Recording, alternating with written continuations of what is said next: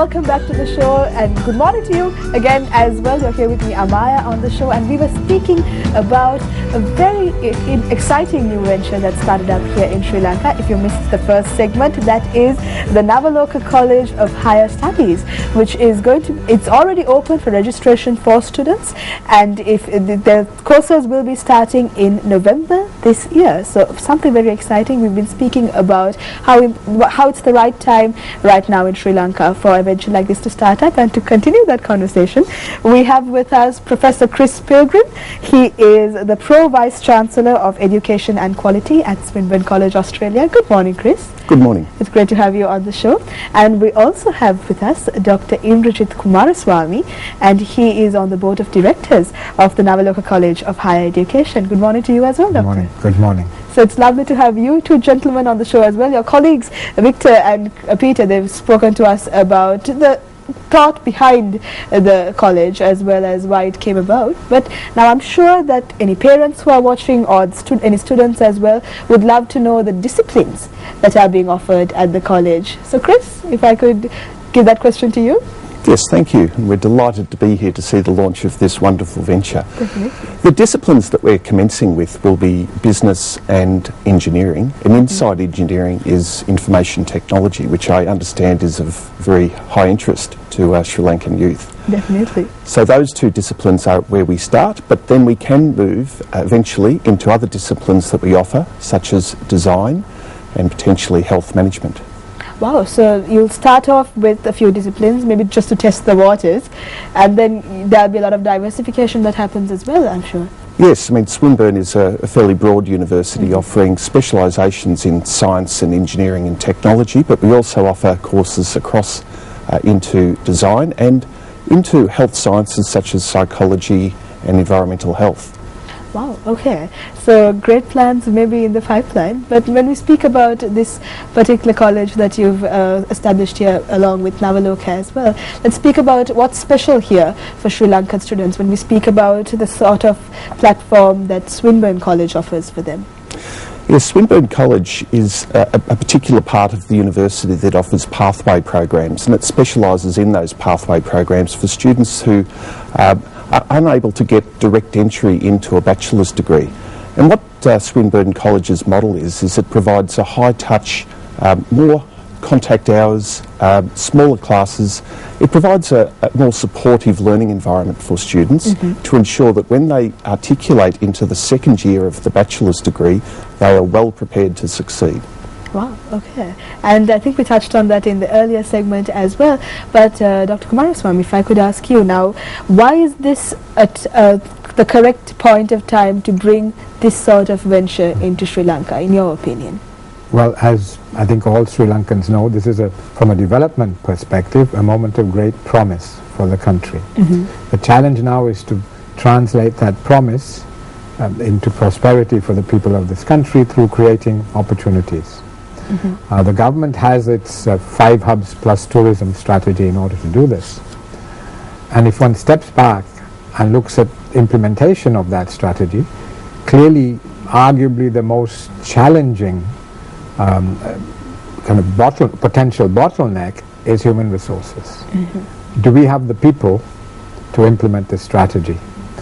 And I think we've got a lot of work ahead of us to create the kind of skill sets that are necessary to forge ahead with this strategy. So creating these kinds of new facilities which are geared up to improve the skills of Sri Lankans in areas such as those that Chris has mentioned, which are clearly of priority to the country and in terms of the country's strategy fit in very well. So in all these ways, this is really an opportune time to have the launch of this facility. And as you mentioned in your introductory remarks, when it comes to tertiary education, there is a gap between demand and supply. And the government is going through a process of fiscal consolidation. The budget has been the main source of instability in our macroeconomic system. So here we have a situation where an international class facility, tertiary education facility, is being established in Sri Lanka with no burden being cast on the government's budget. So clearly that's desirable, again, at this point of time.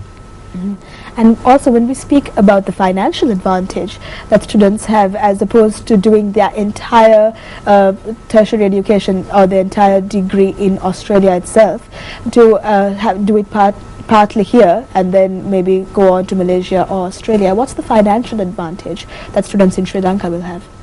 Well, the initial financial advantage is that the students will be able to study the first year of a 3-year degree or a 4-year engineering degree in Sri Lanka, and therefore the cost of fees and accommodation and housing will be kept within reason.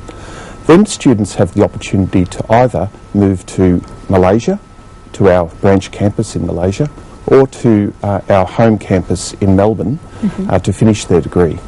The fees, of course, in Malaysia are slightly lower than what is in Melbourne, providing students with a bit of an option. So they can complete their full degree in Malaysia, and that degree is exactly the same as our Melbourne degree. So students have lots of options.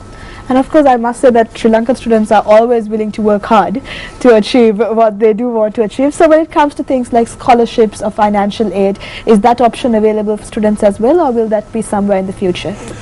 We have already some scholarships that we offer to students. We offer some scholarships to Sri Lankan students currently who study in Australia, and we'll be working with Navaloka to determine new scholarship opportunities. One of the things that Swinburne is known for is that we want to make educational opportunities available to those that possibly can't access it. So scholarships are a core part of what Swinburne University is about. So I'm sure that many of our viewers will be very happy to hear that as well. But exactly as I mentioned, Dr. Kumaraswamy, now Sri Lankan students are willing to work hard. They do work very hard, and they've achieved great positions in terms of education as well. But do you see a hesitance in maybe applying for a tertiary institution from any other countries among students in Sri Lanka? That misconception, and why is it wrong, and what should parents do to overcome that? Well, I think the important thing is to have quality assurance. As we heard in the first segment of your program this morning, Swinburne has very good credentials. It's in the top 400 universities in the world, and on this kind of science technology side, I think it comes into the top 100, if I'm not mistaken. So, you know, this is clearly a university where quality is not an issue. So if parents are reassured about that, you take that and combine it with the fact that there's some financial savings for the families, as Chris has pointed out. There's some foreign exchange savings for the country. And of course, establishing this kind of institution is a building block as far as the government's objective of making Sri Lanka an educational hub.